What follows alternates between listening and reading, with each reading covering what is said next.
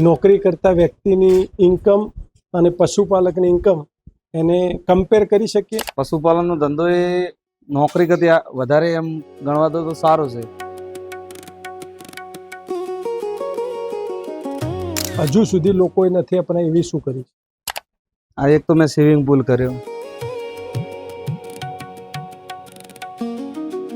કઈ વ્યવસ્થાઓ કરવી જોઈએ કે જેનાથી પશુપાલન વધારે સારું કરી શકે? બ્રીડ તરફ જાય. હાલ ઓકે, આપણી પાસે હાલ મિલ્કિંગમાં ખેડૂતની પાસે મિલ્કિંગમાં 5 લીટરથી વધારે કોઈ ભેંસ પણ નથી. પંજાબમાં એક્સપોમાં પીડીએફોમાં હું મિલ્કિંગ કરાયો, દિવસનું 28 લીટર દૂધ હતું ભેંસનું. જે લોકો પશુપાલન નથી કરતા એ લોકો તમારા દૂધનો મતલબ આંકડો જુએ છે કે રમેશભાઈ શેરપુરામાંથી છે ને એમને 51 લાખનું દૂધ ભરાયું છે, પરંતુ 51 લાખમાંથી તમને પ્રોફિટ કેટલું મળે છે? પ્રોફિટ તો ઓછું જ છે, કેમ કે હાલ ખોણમાં પણ ભાવ ચડી ગયા કંપનીઓ, ઓકે, અને સારામાં સૂકાચારામાં પણ હાલ 9-10 રૂપિયા પ્લસ છે. શંકરભાઈ છે ત્યાં ઊભા છે અને તમને સાંભળે છે. હવે પછી તમે તમારો મેસેજ જો આપવા માંગો છો? શંકરભાઈ મારે 2 મેસેજ આપવા છે. એક તો આ TMR આવે મશીન ટ્રેક્ટરની પાછળનો, એમાં સબસિડી જોવે.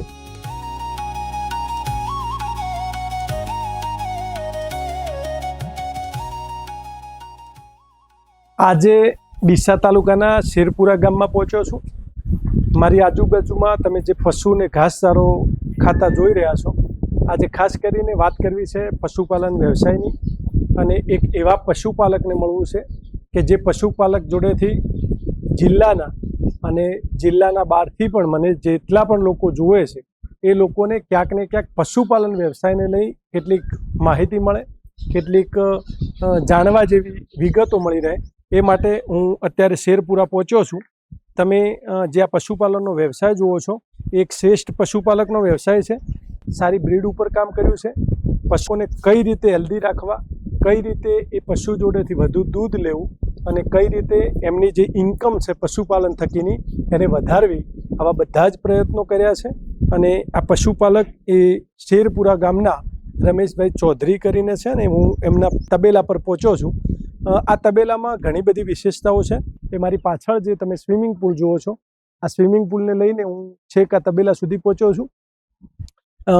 અત્યાર સુધી આપણે એવું સાંભળ્યું કે ભાઈ લોકોને નાહવા માટે સ્વિમિંગ પુલ છે ને ખૂબ મોટું સ્વિમિંગ પુલ છે, પરંતુ મારી પાછળ જે તમે જુઓ છો એ ભેંસોને નવડાવવા માટેનું સ્વિમિંગ પુલ છે, ગાયોને નવડાવવા માટેનું સ્વિમિંગ પુલ છે. અને આ સ્વિમિંગ પુલ એ માત્ર ભેંસને અથવા તો ગાયને એનું શરીર ચોખ્ખું કરવા માટે નથી, પરંતુ એના પાછળ ઘણા બધા રીઝન સમાયેલા છે. ઘણી બધી બાબતોને ધ્યાનમાં રાખીને આ બનાવવામાં આવ્યું છે. આની પાછળ ઘણા બધા ફાયદા છે. જો ફાયદાની વાત કરીએ તો સતત આ પાણીની અંદર રહેવાથી જે ભેંસો છે એમને નાના મોટા ચામડીના રોગ નથી થતા. સાથે સાથે એમના શરીરની અંદર ટેમ્પરેચર લો રહે છે, જેથી કરીને એ દૂધની અંદર એનું બેનિફિટ તમને જોવા મળે છે. ટેમ્પરેચર બોડીનું નોર્મલ રહેવાથી ફેટની અંદર, SNFની અંદર પણ તમને ફાયદો જોવા મળે છે. આ રીતે આ સ્વિમિંગ પુલ એક પશુપાલક માટે ખૂબ જ ફાયદાકારક છે. અને આ સ્વિમિંગ પુલ એ આજે બનાસકાંઠા જિલ્લાની અંદર એક પશુપાલકો માટે ખૂબ જ મહત્ત્વનો રોલ ભજવી રહ્યું છે. અને કદાચ આવનારા સમયમાં આ રીતના સ્વિમિંગ પુલો છે એ કદાચ જેમ ખેત તલાવડીઓનો સમય આવ્યો છે બનાસકાંઠાની અંદર ખેડૂતોમાં, એ રીતે આ સ્વિમિંગ પુલનો પણ આવશે. આ સ્વિમિંગ પુલના ઘણા ફાયદાઓ પૈકી એક ફાયદો એ પણ છે કે તમે શ્રેષ્ઠ ખેતી કરી શકો છો અને તંદુરસ્ત ખેતી કરી શકો છો. તો શા માટે? તો આની અંદર જ્યારે ગાય અને ભેંસ નાહવા પડે છે ત્યારે એ ગાય અંદર જ મતલબ છાણ પોડલા કરે છે, પેશાબ, અને તેના લીધે પાણી અને આ બધું જ મિક્સ થાય છે. અને જે મિક્સ થાય છે એક સ્લરી જેવું થાય છે. અને સ્લરી એ ખાતર જેટલી જ સ્ટ્રોંગ વસ્તુ તૈયાર થાય છે, એટલે કે 8-10 દિવસે જ્યારે પણ તમે આને ખાલી કરો છો ત્યારે ફુવારા પદ્ધતિથી જો તમે તમારા પાકમાં આપો છો તો પણ એ ખાતર જેટલું કામ કરે છે. એટલે કે પાણી તો તમારે આપવું જ છે, પાણી આપવાના જ છો. જે લાઇટ બિલ બળવાનું છે એ પણ બળવાનું છે. તો એની સાથે સાથે તમને આનો ફાયદો મળે છે. અને સાથે સાથે પશુપાલનના વ્યવસાયમાં પણ એનો ખૂબ મોટો ફાયદો જોવા મળે છે. તો આ રીતે આ સ્વિમિંગ પુલ છે એ બનાસકાંઠા જિલ્લાના પશુપાલકોને આવનારા સમયમાં ખૂબ ફાયદાકારક સાબિત થવાનું છે. સ્ક્રીન પર જેને તમે જોઈ રહ્યા છો તે રમેશભાઈ કે ચૌધરી છે. ડીસા તાલુકાનું શેરપુરા એ એમનું ગામ છે. બનાસકાંઠા જિલ્લાની જ્યારે પણ આપણે વાત કરીએ અને જ્યારે પશુપાલનની વાત આવે એટલે શ્રેષ્ઠ પશુપાલકો આ બનાસકાંઠા જિલ્લાની ધરતી ઉપર તમને જોવા મળે. એવા અનેક પરિવારો છે, એવા અનેક વ્યક્તિઓ છે કે તેમનું પશુપાલન એ આજે મોટી મોટી કંપનીઓથી કંઈ ઓછું નથી એવું કહીએ તો પણ નવાઈ ન કહેવાય. કારણ કે ઘણા પશુપાલકો એવા છે કે એમનું વાર્ષિક ટર્નઓવર 1 કરોડ પ્લસ, ઘણા તો એવા પણ છે કે 2 કરોડથી પણ પ્લસ પશુપાલનના વ્યવસાયની અંદર એમની ઇન્કમો છે. કોઈ પણ ઇન્કમની જ્યારે વાત કરીએ છીએ, એના ટર્નઓવરની વાત કરીએ છીએ તો ટર્નઓવર એ અલગ વસ્તુ છે ને એનું પ્રોફિટ અલગ વસ્તુ છે. માની લો કે જે પશુપાલકો કરોડો રૂપિયાનું દૂધ ભરાવે છે એ કરોડો રૂપિયા કમાય છે એવું હું તો નથી જ બોલતો અને એવું ન કહી શકું. કારણ કે તમારું પ્રોફિટ એની અંદરથી કેટલાક પર્સન્ટેજ હોય છે, કેટલા ટકા જ હોય છે. રમેશભાઈને મળવાનું ખાસ એટલા માટે થયું છે કે આધુનિક પશુપાલનની સાથે રમેશભાઈ ચાલ્યા છે અને આધુનિક પશુપાલનની સાથે ચાલ્યા છે એની અંદર ખુલ્લા વાડાથી લઈને ઓટોમેટિક ગમાણો આ બધા જ વિષયો આવે છે. પરંતુ ખાસ કરીને આજે હું જે વિષય ઉપર એમને મળ્યો છું એનું મારું મોખરાનું જે એમનું આધુનિક પશુપાલકનો એક ભાગ છે એ છે એમનું ભેંસો માટે બનેલું અને ગાયો માટે બનેલું સ્વિમિંગ પુલ. એ પહેલાં પણ ગામની ભેંસો તળાવે જતી ને તળાવમાં નાહતી આપણા વડીલોના સમયમાં પણ. તો હવે તળાવ તો રહ્યા નથી અને તળાવ રહ્યા છે તો પાણી નથી. પણ એ જ વ્યવસ્થા જે જૂનવાણી છે એને નવી સિસ્ટમથી એમને ડેવલપ કરી છે અને એક સ્વિમિંગ પુલ એટલે કે એક તળાવ જેવું સ્વરૂપ આપવાનો પ્રયત્ન કર્યો છે. તમે જે સ્ક્રીન પર જુઓ છો એ એમનું સ્વિમિંગ પુલ છે ભેંસો માટેનું. રમેશભાઈ, મારી ચેનલમાં તમારું સ્વાગત છે. નમસ્કાર. પશુપાલન વ્યવસાય એટલે શું તમારી દ્રષ્ટિએ? પશુપાલન એક વ્યવસાય એ એક ધંધો છે. પશુપાલન વ્યવસાયને કઈ રીતે જુઓ છો? એક નોકરી કરતા વ્યક્તિની ઇન્કમ અને પશુપાલકની ઇન્કમ એને કમ્પેર કરી શકીએ, એક સાથે આપણે એને જોઈ શકીએ? પશુપાલનનો ધંધો એ નોકરી કરતી વધારે એમ ગણવા દો તો સારો છે. નોકરી કરીએ તો નોકરી એક ગુલામી છે અને આ પોતાનો ધંધો. રમેશભાઈ, કેટલા સમયથી પશુપાલનનો વ્યવસાય કરો છો? અમારે બાપ દાદા તો કરતા હતા વર્ષોથી, પણ હું આ લાસ્ટ 5 વર્ષથી 2021થી શરૂઆત કરી મેં. કઈ રીતની શરૂઆત હતી પશુપાલનની? પશુપાલનની શરૂઆત એમ કરી હતી કે ત્યારે હું ગ્રેજ્યુએશન પૂરું કરીને પછી મેં શરૂઆત કરી એટલે 1-2 ગાય લાવી. પછી મને થોડો રસ લાગ્યો એટલે મેં 7-8 ગાય ભેગી લઈ. એવી રીતે કરતો કરતો મેં 50 જેવી ગાય કરી. પછી થોડું ગાય કરતી પછી એમ ફરવા લાગ્યો એટલે મને એમ થોડું લાગ્યું કે ગાય કરતી આપણે કંઈક અલગ કરવું છે. સાથે સાથે મેં હવે ભેંસનું ચાલુ કર્યું. શરૂઆતમાં એકલી એચએફ ગાય હતી? શરૂઆતમાં એકલી એચએફ ગાય હતી. ભેંસોની શરૂઆત ક્યારથી કરી? ભેંસોની શરૂઆત મેં 2024થી. રમેશભાઈ, ખાસ કરીને તમારું જે આખું જે પશુપાલનનું જે ફોર્મ છે, જે તમારો તબેલો છે, એની અંદર અન્ય પશુપાલકો કરતાં વિશેષ વ્યવસ્થાઓ શું કરી છે? અમે વ્યવસ્થા એવી કરી, એક તો આખા ખુલ્લા વાડા બનાવેલા છે, ગ્રુપ પાડેલા છે. જે ગાયોમાં A, B, રેડલીમાં A, B, C 3 group પાડેલા છે. અને ભેંસો માટે સ્પેશિયલ સ્વિમિંગ પુલ બનાવ્યો કે ભેંસ દિવસની 6 કલાક એના અંદર આરામ કરે ને તો એને આખું આપણું મેન્ટેન ફેટ અને દૂધમાં પણ આપણે જાળવાઈ રહે અને એની ભેંસની બોડી સ્વસ્થતા એ બધી જાળવાઈ રહે. કઈ રીતે, કેટલો ડિફરન્ટ લાગ્યો? માની લો કે તમારી જોડે જ્યારે સ્વિમિંગ પુલ નહોતું અને એની પહેલા જ્યારે ભેંસો હતી તો તમે જે કહ્યું કે ફેટોમાં ફરક છે, દૂધમાં, કઈ રીતે ને કેટલો તફાવત લાગ્યો છે? દૂધમાં પણ ફરક લાગ્યો અને બોડીમાં પણ ફરક લાગ્યો. 70% મને ફરક લાગ્યો. હવે કેવા ફરકો, કેવું પરિવર્તન જોયું? એકદમ એમ સારું. એની બોડી બનવા ઢૂકી, એનો શરીર ફ્રેશ રહેવા ઢૂક્યો. એકદમ અલગ આખો એમ. ફેટમાં કેટલો ડિફરન્ટ આવ્યો? ફેટમાં મને 2 ફેટનો ડિફરન્ટ આવ્યો. ઓકે. પાણી પછી એટલું વધ્યું? પાણી પછી. અને આ તમારું જે સ્વિમિંગ પુલ છે એનું માપ શું છે? કેટલા બાય કેટલાનું છે? 45 બાય 60 નું, 7 ફૂટ હાઈટ છે. હું નીચે જમીનમાં બનાવ્યો. ઓકે. અને શરૂઆત ક્યાંથી, મતલબ વિચાર કઈ રીતે આવ્યો કે મારે આવું બનાવવું છે? કઈ જગ્યાએ જોયું હતું કે? મેં જોયું એટલે ભેંસો એમ બોધેલી ઊભી રહેતી, નવરાવામાં તકલીફ પડતી 24 કલાક કે આપણે પોણી નવરાવા જઈએ એટલે વેસ્ટેડ થાય ને એમ બધું લાગતું મને. એમ કે પછી મેં બેઠે જોયું. મેં કીધું કોઈકને હોય તો. પછી મને એક મિત્ર એવું કીધું કે અમદાવાદ છે આ સ્વિમિંગ પુલ એવું કે. ઓકે. તો હું અહીંથી પછી નાના ચિલોડા જોવા ગયો. ઓકે, અહીંથી સ્પેશિયલ જોવા માટે ત્યાં જોવા ગયા. માટે ગયો હતો તે. જી. પછી મતલબ ત્યાં જોયા પછી એવું નક્કી કર્યું કે મારે ત્યાં પછી જોયા પછી નક્કી કર્યો ઓકે. કે મારે પણ સ્વિમિંગ પુલ બનાવવું. અત્યારે કેટલી ભેંસો છે તમારી જોડે? અત્યારે મારા પાસે 50 ભેંસો. 50. અને હમ. ગાયો? ગાયો હોય મારા પાસે 40-45. પછી આ જે સ્વિમિંગ પુલ બનાવ્યું છે એનું પાણી કેટલા દિવસે ચેન્જ અમે કરો એનું છો? પાણી 10 દિવસે ખેતરમાં આપીએ ફુવારાથી. ઓકે. અને અંદાજિત કેટલા લીટરનું છે? અંદાજિત આપણે તો દેશી ભાષામાં કહીએ ને તો 24 કલાક પાણી ચાલે ને એટલે આ ભરાઈ જાય તળાવ. 24 કલાક.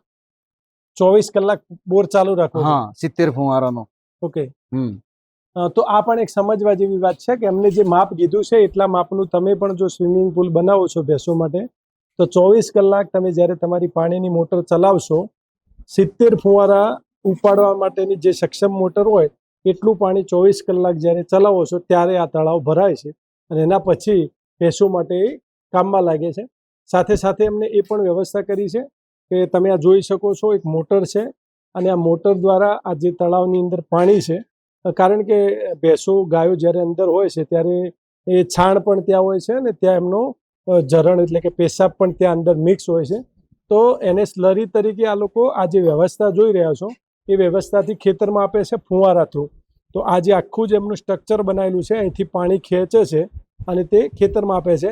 એટલે કે જે પાણી આપે છે એ પાણી પણ દમદાર બને છે કારણ કે એક સ્લરી ટાઈપ આ પાણી જાય છે અને એની અંદર છાણ પેશાબ આ બધું હોય છે તો એ ખેતીમાં પણ ઉપજ આપે છે. રમેશભાઈ, એના સિવાય તમે ભેંસો માટે અને ગાયો માટે તમારા ફોર્મની અંદર વ્યવસ્થા ખાસ કે જે હજુ સુધી લોકોએ નથી અપનાવી એવી શું કરી? આ એક તો મેં સ્વિમિંગ પુલ કર્યો અને એક આ ખુલ્લી રાખી સ્વિમિંગ પુલમાં એ નવીનતા કરી. ઓકે. હા, અને એક તો અમુક લોકો ખોણ પલાળીને ખવડાવે છે. મેં એની જગ્યાએ કોરો વાપરવાનો ચાલુ અને સાયલેજ ખાય. ઓકે. નસલમાં અથવા તો બ્રીડ સુધારા માટે તમે અત્યાર સુધી કેવા પ્રયત્નો કર્યા છે? મેં બ્રીડ સુધારવા માટે તો બહુ પ્રયત્ન ચાલુ. હાલ મેં એ જ ચાલુ. મારે બનીનો બુલ જ છે. બનીની જ ભેંસ કરવાની મારે. બનીની ભેંસ અને બનીનો બુલ જ છે મારા ભાઈ. હાલ બનીની જ બ્રીડ ચાલુ મારે. ઓકે. તો ટૂંકમાં મહેસાણીથી તમે બની તરફ જઈ રહ્યા છો? હા, બની તરફ જઈ રહ્યા છે. ખાસ કરીને રમેશભાઈ આપણે જનરલ પશુપાલકોને એક મેસેજ આપવો હોય કે ભાઈ પશુપાલક જ્યારે કોઈ પણ પશુપાલક મહેનત કરતો હોય છે ઘણા પરિશ્રમ પછી તે એક દૂધ લઈને ડેરી સુધી જતો હોય છે. ઘણા પરિશ્રમ પછી તે દૂધ ભરાવતો હોય છે. માની લો કે બધા પશુપાલકો એવા ના હોય કે 50-100 ભેંસો રાખી શકે, પરંતુ જે ઓછા પશુ રાખે છે એમના માટે પણ ખાસ એવી કઈ વ્યવસ્થાઓ કરવી જોઈએ કે જેનાથી પશુપાલન વધારે સારું કરી શકાય? એમના માટે તો ખાસ એક એવી વ્યવસ્થા છે કે આપણે ડેરીને ઇમ્પોર્ટ ડોઝ સારા કરવા જોઈએ. આપણે માની શકીએ કે બનીનો બુલ લેવા જઈએ તો 2 લાખ રૂપિયા થાય. એ પશુ બુલ રાખે તો ભેંસ ના રાખી શકે. ભેંસ પણ 2 લાખ રૂપિયા. તો એ એની ભેંસની અંદર બનાસ ડેરીથી કઈ અને એનો ડોઝ ઇમ્પોર્ટ કરાવે. HFની ડોઝ HFમાં પણ ઇમ્પોર્ટ કરાવે અને બ્રીડ તરફ જાય. હાલ ઓકે. આપણી પાસે હાલ મિલ્કિંગમાં ખેડૂતની પાસે મિલ્કિંગમાં 5 લીટરથી વધારે કોઈ ભેંસ પણ નથી અને 7-8 લીટર સિવાય ગાય પણ નથી. ઓકે. તો અમે એવી જગ્યા જોયા છે કે ગાયમાં દિવસનું 70-80 લીટર દૂધ છે દિવસનું. ઓકે. અને ભેંસમાં પણ મેં આ બીજા મહિનામાં પંજાબમાં એક્સપોમાં પીડીએફમાં હું મિલ્કિંગ કરાયો. દિવસનું 28 લીટર દૂધ હતું ભેંસનું. ઓકે. 2 ટંકનું થઈને 2 ટંકનું થઈને 28 લીટર દૂધ હતો મિલ્કિંગનું અને 2 ટંકનું ગાયનું દૂધ હતો 79 લીટર. ઓકે. તો એ સમયે તમે ત્યાં છેક પંજાબ ગયા હતા? આ બીજા મહિનામાં હું પંજાબ હતો 3 દિવસ. ઓકે. મતલબ આ પશુપાલનને સમજવા માટે. ઓકે. તો રમેશભાઈનું કહેવાનું એવું છે કે તમે નસલ તરફ પણ જાઓ ને તમે માની લો કે બનીનો બુલ નથી લઈ શકતા અથવા તો બનીમાંથી ભેંસ નથી ખરીદી શકતા કારણ કે અત્યારે રનિંગ ભેંસોની કિંમત પણ લાખ રૂપિયા પ્લસ છે. એનું કારણ છે તો તમે આ બધું ન લઈ શકતા હોય તો કમસે કમ બનાસ ડેરીના જે AI કર્મચારી આવે છે એમની જોડેથી એક સારો ડોઝ મળી રહે એવો પ્રયત્ન કરો અને એવા ડોઝ મુકાવો કે જેનાથી તમારા ઘરે પણ એક સારી નસલ પેદા કરી શકો છો. રમેશભાઈ, એના સિવાય માની લો કે તમે શરૂઆત કરી ત્યારે ભેંસોનું દૂધ કેટલા લીટર ભરાવતા હતા અને અત્યારે કેટલું ભરાવો છો? હું ત્યારે શરૂઆત કરીને ત્યારે તો ડાયરેક્ટ ભેંસો જ લઈ. એટલે મેં તો શરૂઆત ગણો કે પહેલા તમે ગાયો હતી ત્યારે ભેંસોનું દૂધ અમે 5-10 લીટર જ નોકો ભરાવતા હતા. ગાયો સિવાય ગાયોનો અમે ટાઈમનું 200 ભરાવતા હતા. ભેંસનું 5-10 લીટર જ ભરાવતા હતા. અત્યારે અમે ટાઈમનું 70 લીટર ભરાઈએ ભેંસનું દૂધ. કેમ કે બધી હાલ મારા પાસે વિયાવરમાં ચાલુ છે. હવે વિયાવાની ચાલુ થશે. હાલ બાકડ છે મારા પાસે. ઓકે. 50 ભેંસો છે. હા 50 ભેંસ. અને રમેશભાઈ, માની લો કે ઘણા લોકો એવા છે કે નોકરી ધંધો કરે છે અને ત્યાંથી કદાચ નિવૃત્ત થાય અથવા તો ત્યાં થોડું મંદીનો માહોલ હોય કે એવું કંઈક હોય, એટલે એ લોકોને એવું લાગે છે કે બનાસકાંઠાના એક બેન છે તો એમને 1 કરોડનું દૂધ ભરાયું, બીજા બે છે 2 કરોડ, લાવો ચલો હું પણ પશુપાલન કરું. તો પશુપાલન સહેલો છે કે અઘરો ધંધો છે? પશુપાલન જો કરવા વાળાને સહેલો નથી ને અઘરો બહુ છે. હાવ સહેલો નથી કે કરી નાખું કે હું તો નથી. કઈ બાબતોમાં અઘરો છે? કેમ કે પશુપાલનમાં સહેલો તો નહીં જ, કેમ કે એને પોતાને ધ્યાન આપવું પડે 2-2 કલાક. ઓકે. અઘરો કયા એવા કામ છે કે જેના લીધે અઘરો છે પશુપાલનનો વ્યવસાય? અઘરું તો એવું છે, એક તો રિપીટ થાય તો અઘરું છે. પશુપાલન રિપીટમાં ચડી જાય, જો ટાઈમસર એ વિયાવે ના તો એ કામ અઘરું છે. એક તો પશુપાલન, ઓકે. એક એની દેખરેખ રાખવી અઘરું કામ છે. ઓકે. સવારમાં કેટલા વાગે ઉઠો છો? સવારે 5 વાગે. ઓકે. અને સાંજ કેટલા વાગ્યા સુધી પશુપાલનમાં? સાંજે 7-8 વાગી જાય. ઓકે. અને એ જે લોકો, માની લો કે તમે જે ગયા વર્ષે તમે કેટલું દૂધ ભરાયું છે? ગયા વર્ષે મેં 51 લાખનો હતો. ઓકે. તો જે લોકો પશુપાલન નથી કરતા એ લોકો તમારા દૂધનો મતલબ આંકડો જુએ છે કે રમેશભાઈ શેરપુરામાંથી છે ને એમને 51 લાખનું દૂધ ભરાયું છે, પરંતુ 51 લાખમાંથી તમને પ્રોફિટ કેટલું મળે છે? આ પ્રશ્ન મારો એટલા માટે છે કે જે લોકો પશુપાલન નથી જાણતા અને માત્ર એમાઉન્ટ જોઈ, તમારી કિંમત જોઈને પશુપાલન શરૂ કરવાનું વિચારે છે, તો એ લોકોને સમજણ પડે એટલા માટે આ પ્રશ્ન છે કે 51 લાખમાંથી પ્રોફિટ કેટલું હશે? પ્રોફિટ તો ઓછું જ છે. ઓકે. કેમ કે હાલ ખોણમાં પણ ભાવ ચડી ગયા કંપનીઓ, ઓકે. અને સારામાં સુકાચારામાં પણ હાલ 9-10 રૂપિયા પ્લસ છે. ઓકે. એટલે હાલ પ્રોફિટ તો ગણો ને તો પશુપાલનમાં ઓંકડો જોયા એટલે નથી. ગઈ સાલે મેં 51 નતો, આ સાલે 61 નો હોય, તો ગઈ સાલ કરતો આ સાલે તકલીફ વધારે પડે અમને. ઓકે. મોંઘવારી? હા, મોંઘવારીના બધામાં. ઓકે. શું લાગે છે આમ બનાસ ડેરીની સૌથી સારી વ્યવસ્થાઓ કઈ ગમે છે? બનાસ ડેરીની સૌથી સારી તો વ્યવસ્થા એક તો છે, જો એમનું દાન ટાઈમસર મળી રહે, એમનું એક સાયલેજ મળી રહે. અને આપણે ડીસામાં કેતનભાઈ દેસાઈ કરીને ડોક્ટર સાહેબ છે મેન, ઉદયસિંહ બાપુ છે, એ એમની તાત્કાલિક વિઝિટ પણ પૂરી પડી જાય. એવા ડોક્ટરો સારા છે બનાસ ડેરીમાં કે એ તાત્કાલિક સેવા આપે. આજના આ વાર્તાલાપ દરમિયાન એવી કોઈ માગણી છે બનાસ ડેરી જોડે કે જે બધા જ પશુપાલકો માટે જરૂરી છે? છે ને, એ મારી એવી એક માગણી છે કે બનાસ ડેરીથી એક માગણી એવી છે કે પશુપાલનને આ ચારો નાખવામાં બહુ અઘરું પડે છે, તકલીફ પડે છે. જો વધારે પશુ રાખવા હોય ને, એને હાલ 50 પશુ રાખવા હોય તો એને બહુ અઘરું પડે છે. તો બનાસ ડેરીની મારી એક એવી વિનંતી છે કે અમારે ખાસ કરીને ટીએમઆર લેવા છે. ખેડૂતને નાનું પણ લેવું અને મોટું પણ લેવું, એમાં સબસિડી ચાલુ કરવી. જે ચારો નાખવા માટે ટીએમઆર આવે એ મશીન. ઓકે. એટલે શું કામ કરે છે એ મશીન? ડાયરેક્ટ આપણી જ્યાંથી ચારો પડ્યો હોય ત્યાંથી લોડરથી અંદર ભરાય, એ ડાયરેક્ટ એના વજન કોટા લાગેલા હોય કે પશુને કેટલા કિલા, એમાં ખોણ દોણ બધું એક જ જગ્યાથી મિક્સ થઈ ગયું અને ટ્રેક્ટરની પાસે ચાલે, ટ્રેક્ટરથી દ્વારા, અને પશુને નખાઈ જાય. એમાં બહુ સબસિડીની જરૂર છે હાલ. મારો એક શું કિંમતનું આવતું? એ એમાં 3 લાખથી ચાલુ થઈ જાય, જેવું તમારે પશુપાલન લેવું હોય એવું. હાલ મોટર વાળો પણ બનાવે, લાખથી ચાલુ છે. મોટરનો 1 લાખ રૂપિયાનો આવે, ટ્રેક્ટર વાળો 3 લાખથી ચાલુ થઈ જાય. જેટલા ક્યુબિક લેવા હોય એટલા ટન તમારે. 1000 કિલો લેવું હોય, 500 કિલો લેવું, 1500 કિલો લેવું. હાલ બનાસ ડેરી વાપરે જ છે એમને ભીલડી પ્લાન્ટે. ઓકે.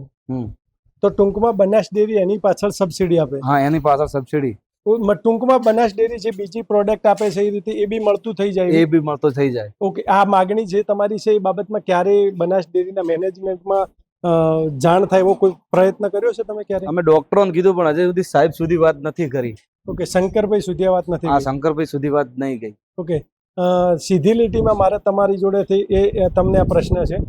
સમજી લો કે આ કેમેરો છે ને, કેમેરો સહિત શંકરભાઈ છે ત્યાં ઊભા છે ને તમને સાંભળે છે. હવે પછી તમે તમારો મેસેજ શંકરભાઈને શું આપવા માંગો છો? શંકરભાઈને મારે 2 મેસેજ આપવા છે. એક તો આ ટીએમઆર આવે મશીન ટ્રેક્ટરની પાછળનો, એમાં સબસિડી જોવે ખેડૂતને અમારે પશુપાલન કરવા માટે, અમારે ખાસ કરી. પછી એક બનાસ ડેરી આપણે સાયલેજ આપે જ છે, પણ અમારે એક ખેડૂતનું એક એવું કર્યું છે અમે કે હું પણ ખેતી 20 વીઘા કરું છું, તો મેં એક આ સાલે એક એવું વિચાર્યું સાહેબ કે હું ચારો વેચાતો પરચેસ કરું છું 9 રૂપિયે, તો હું મારા પાસે જમીન છે તે જમીનમાં હું કંઈક નવું કરું. તો મેં આ સાલે હું 20 વીઘાની અંદર મકાઈ વાવું છું, તો એ મારે મકાઈનો સાયલો બનાવવા માટે સાયલો પીટ બનાવવું પડે. એક એમાં પણ સબસિડી ચાલુ કરે. ઓકે, એ શું છે? એ સાયલો પીટ બનાવવું પડે. એમાં સાયલેજનું જે કટિંગ કરી અને મકાઈ કટિંગ કરી અને મકાઈ નાખવા માટે, ઓકે, એ મકાઈ નાખવા માટે એ સાયલો પીટ કહેવાય. જે બનાસ ડેરી ખબર છે કે મકાઈ બનાવવા માટે સાયલો પીટ જોવે. આરસીસી ની સાયલો પીટ, આરસીસી બને તમારે જેટલી બાય બનાવી એટલી બાય બને, એમાં સાયલો પીટની સબસિડી. ઓકે. હમ. પ્રયત્ન કરીએ કે મારો આ વિડીયો જેટલા પણ લોકો જોતા હોય અને કદાચ કોઈ શંકરભાઈ ચૌધરી સુધી આ વિડીયો પહોંચાડશે, તો એ વિડીયો શંકરભાઈ સુધી પહોંચે છે એનો મતલબ એવો છે કે બનાસકાંઠાના એક પશુપાલકની બધા પશુપાલકો માટેની એક માગણી છે અને માગણી સીધી લીટીમાં એમના સુધી પહોંચે છે.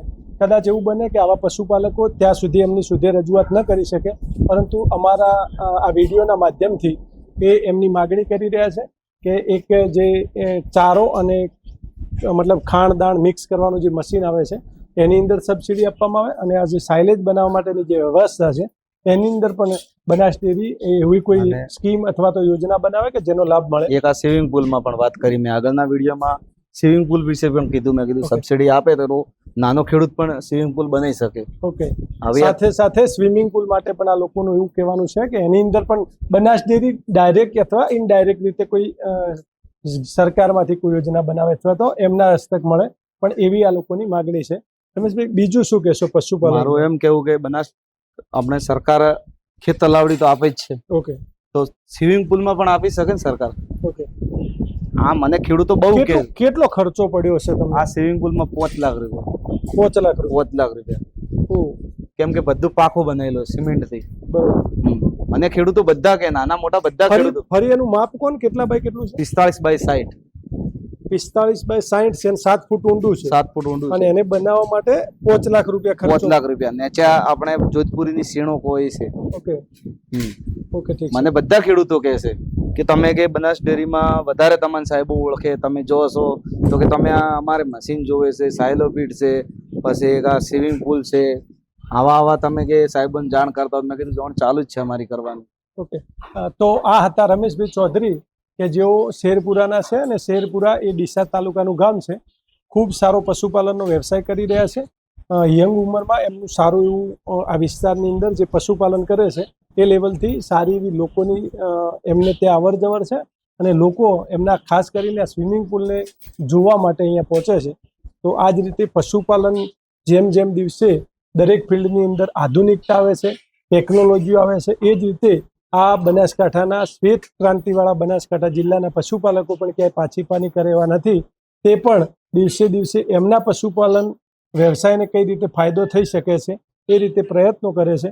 એમના પશુને કઈ રીતે તંદુરસ્ત હેલ્ધી રાખી શકે અને ફાયદાકારક રીતે પશુપાલન કરી શકે એવા સતત પ્રયત્નો કરતા રહે છે. આજ માટે આટલું. ફરી મળીશ કોઈ નવા વિષય સાથે. ત્યાં સુધી રજા આપશો. નમસ્તે.